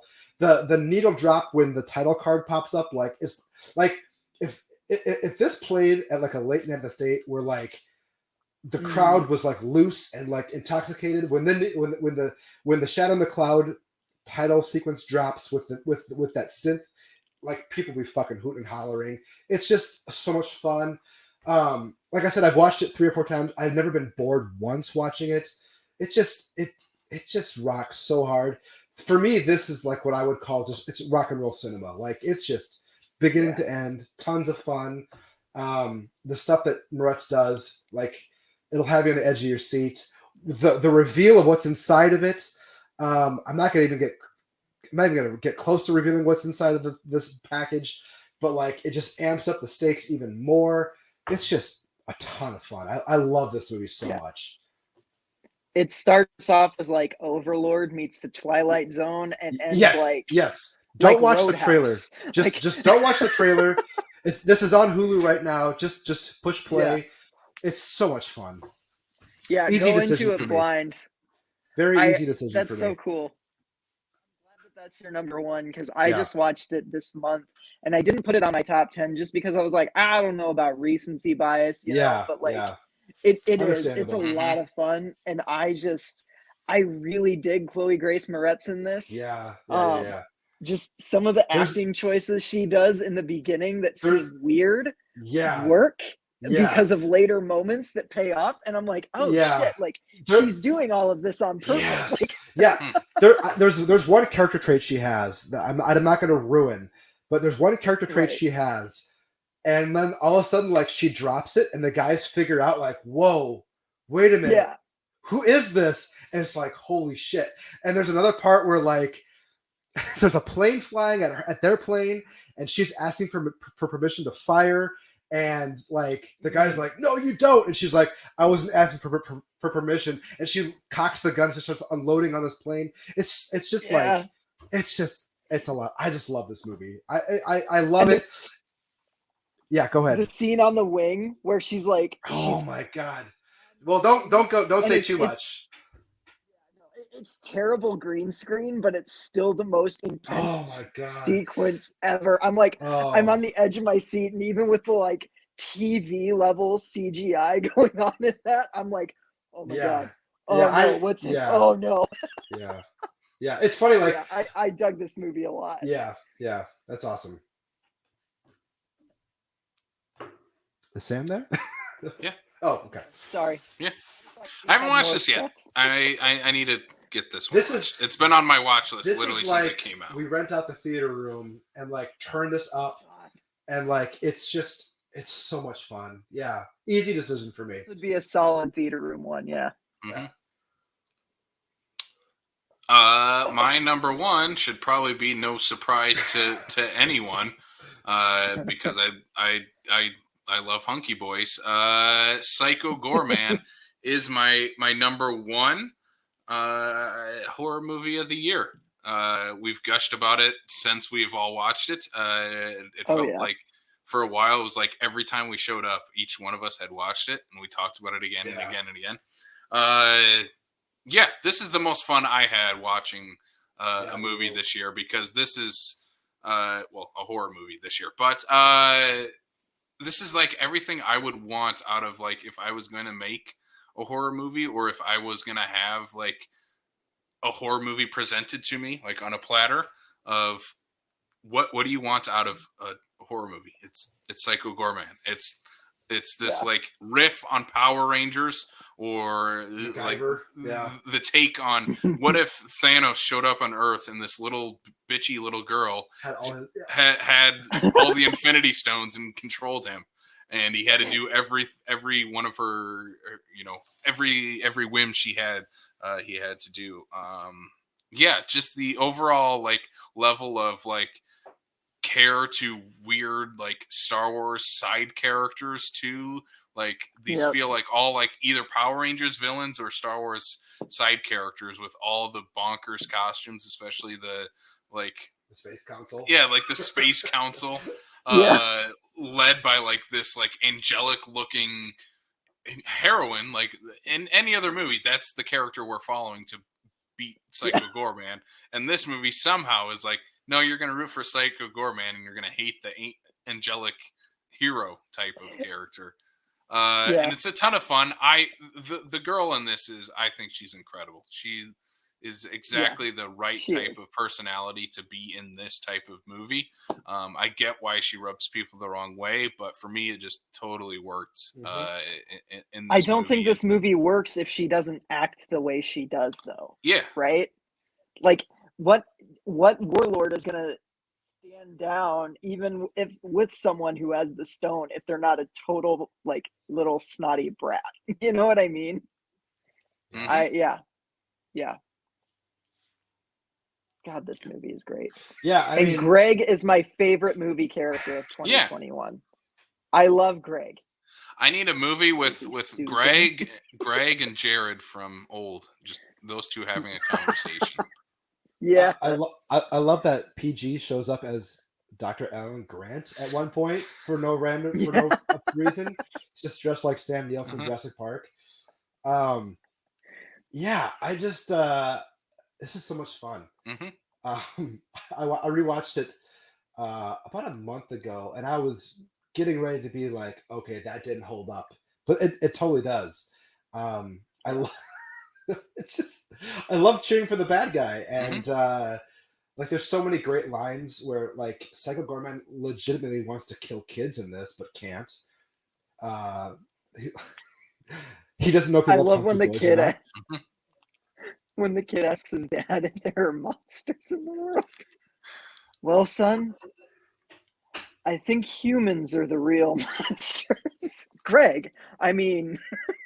And again, one of the best bits is the friends, the kid's friend who like just turns into like Alistair? this weird monster creature, and they never turn him back to normal, and just ends the movie that way. I'm like, this is perfect. Yeah.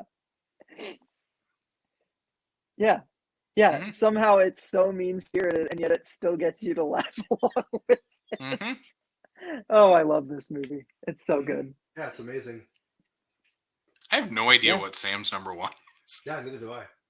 You guys really should. It's apparently not on our list. It's the only thing I have talked about. Okay, it's not the only thing I've talked about extensively. My number one is not a movie. It is a TV series. It is Mike Flanagan's Midnight Mass on Netflix. Who? God, it's hard to put into words how much this show resonated with me.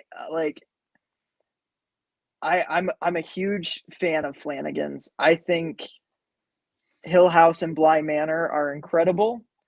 There's not a single one of his movies I don't like. And Midnight Mass just it still might be my favorite thing he's done. To put this into context for you guys, one of my favorite movies of the last couple of years is Blade Runner 2049. I love that movie, but it's a bladder buster. I have not sat through that movie since I watched it in the theater all the way through. I watched this 8-hour miniseries twice in 2 weeks.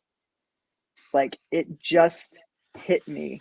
It's some of the most thematically and emotionally dense work that Flanagan has ever done. It deals with religion, and not in a way that talks down to religion, but also in a way that that criticizes religious fanaticism, you know? And so as someone who grew up in a very in a religious household in a small town where everybody went to church and everybody knew everybody, and if they were in church and all that, this series captures that feeling and really just it brings back a lot of emotions and memories from my own childhood.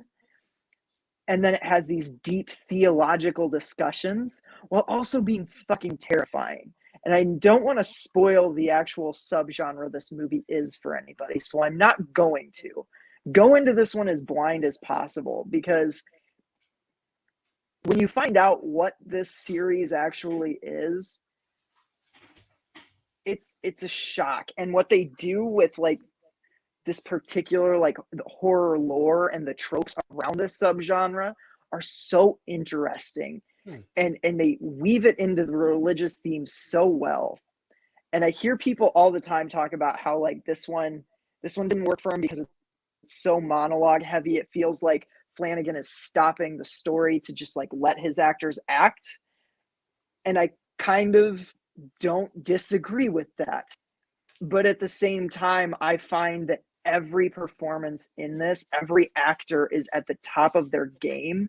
Hamish Linklater in particular is both terrifying and emotionally devastating as the new pastor who comes in when the old one falls ill. He's just absolutely mind-blowing. And if TV series would have been up for schmuckies, if I could have like Midnight Mass would have been in every category for me. This show just You weren't the only one that asked if Midnight Mass counted. It's my favorite thing to have come out this year. I still haven't watched it. I haven't watched Bly Manor yet either, and it's killing me that I haven't watched either of those because Flanagan is my favorite director working today. Period. And it's for me. It's sitting down for 8 hours to watch this because I know if I watch one episode, I'm like, I just need to finish this entire thing. Yeah, Casey, I literally finished this. Like, I finished the last episode 10 minutes before I had to leave for your wedding because it was just like I could not stop watching. I'm like, no, I set an alarm the day of your wedding so I could finish the series that I had started on Friday night in the Saturday morning. Like, I timed it out. I was like, nope, I'll be able to make it. And then like Brian came to pick me up and I'm sitting there with the like heavy ending.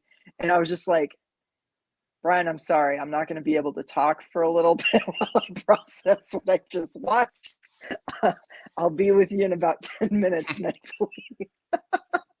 But yeah, this show just, it was incredible. And I watched it literally within 24 hours of it coming out. And then I watched it again about a week later. And honestly, I've just about hit play on the first episode again in the last month or so because it just, to me, just the way everything unfolds, it never becomes predictable.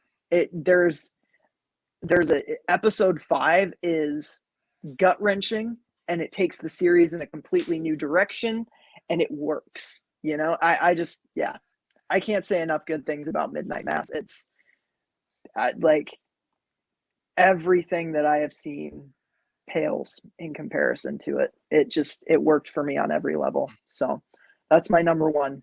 It's not a movie. Sorry.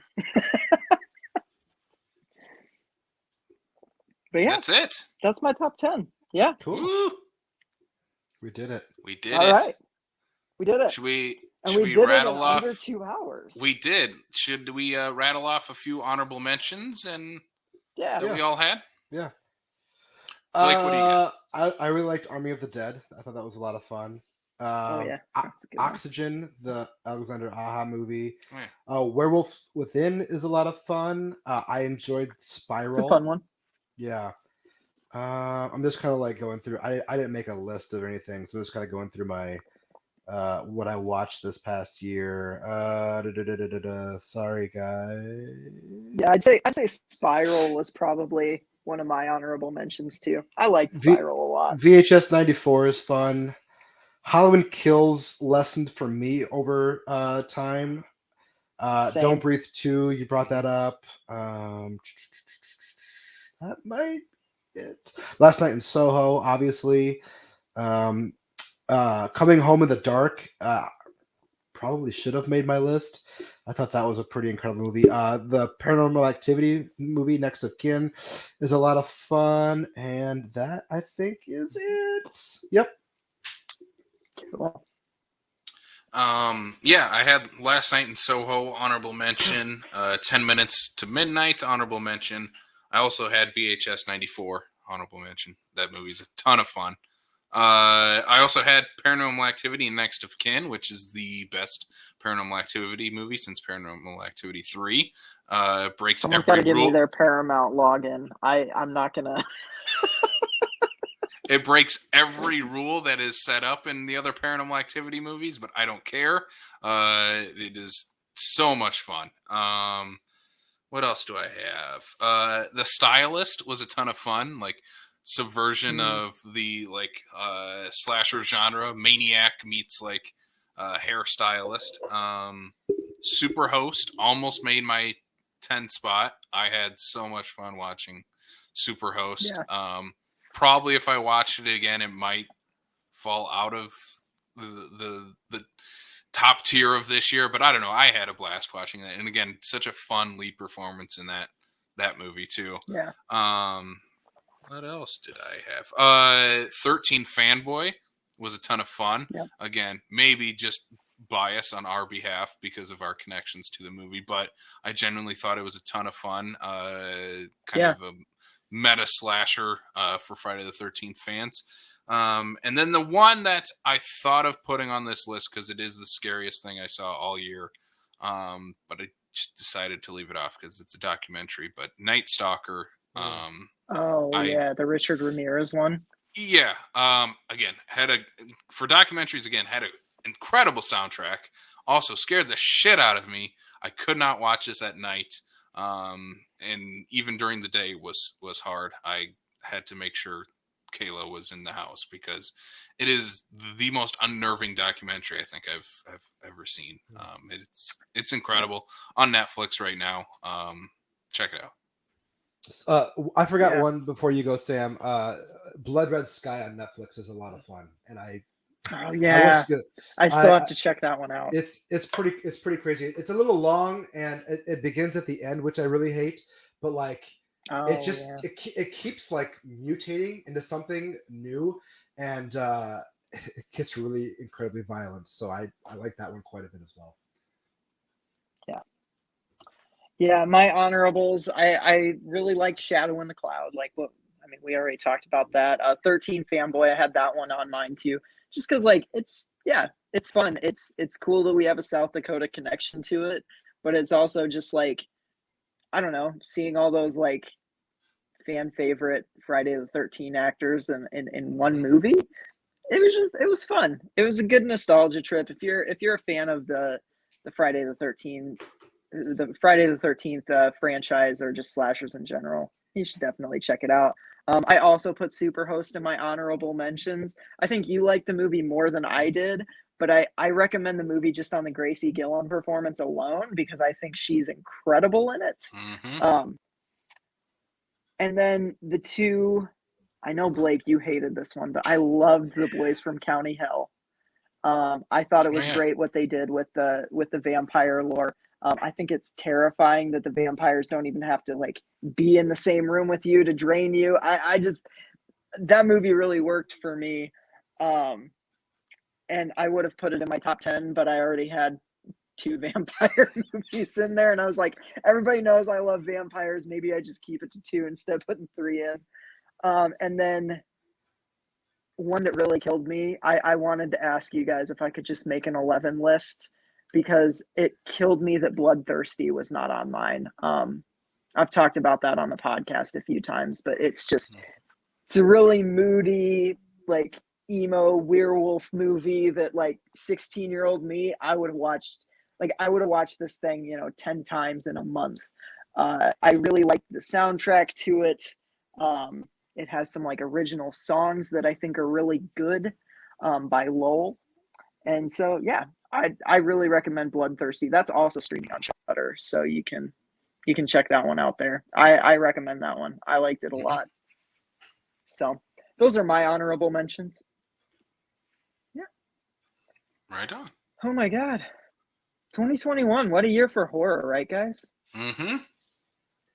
I was impressed with this year. I'm not gonna lie. I making a top 10 list was actually very hard because there were just so many ones that even if I didn't love, there were aspects about them that I did, and so it's just good year for horror. Good year for horror. Mm-hmm. But well, is that it? I think that's it. Is that it? We're Are we done? We're done. That's it. It's over. Go home. Yeah. Bye. What are you still doing here? Yeah. So, I mean, should we just like plug Backlot then? Yeah, I guess we'll get into the plugs. I guess that's all we have left. I mean, I think the first thing we should start off with is the Schmucky Awards because we've brought it up numerous times here. February 10th, Thursday night, 7 o'clock, Spellbound Magic Shop here in Sioux Falls, South Dakota. You guys can come out. Free show. We're going to be kind of doing our version of the Academy Awards, or for you WWE fans, the Slammy Awards. We're going to have performances by Travis Nye, magician Travis Nye, musician Aaron Keller, who's I've been talking to. He's going to perform some music-themed songs on the show. Nice. And then Jamie Tucker will be doing some yucks on the show, some laughs to be had there. And then Sam, Brian, and Derek from Backlot 605, they are going to be voting on our 6 categories of the best in film for the year of 2021, including some of the movies we talked about. Yeah. A few of them, actually. Very exciting. Very exciting stuff. Yeah. So definitely check out the Schmuckies. You can always check out Backlot 605 on Facebook, Twitter, Instagram. We got a Letterboxd HQ. It's all at Backlot 605. Subscribe to us on Apple, Stitcher, Google, Spotify, Amazon, and YouTube. Hey, I nailed it. I'm reading the little logos at the top of the screen. And then you can support Backlot 605 on Patreon, where we do bonus episodes for you horror fans. We just did a big spoiler review episode on Scream, the new one. So check that out. And for you kids horror fans, we will be doing Hotel Transylvania 4. Transformania. When are we recording that one? I want to rewatch that one again. I really liked it. It's fun. Yeah, it is. It's one of the best movies I've seen of 2022 so far. It'd make my top 10. Yeah. My top 10 right now is Hotel Transylvania 4 and Scream. Yeah. And then 8 movies that I have. They're both fighting for that number 1 spot right now. So yeah. All right. Well, I guess with that, does anybody have anything else? Going once, going twice. All right, everybody. Thanks for joining us on Slash-Lot. What were your favorite movies of 2021? Let us know in the comments or message us on our socials.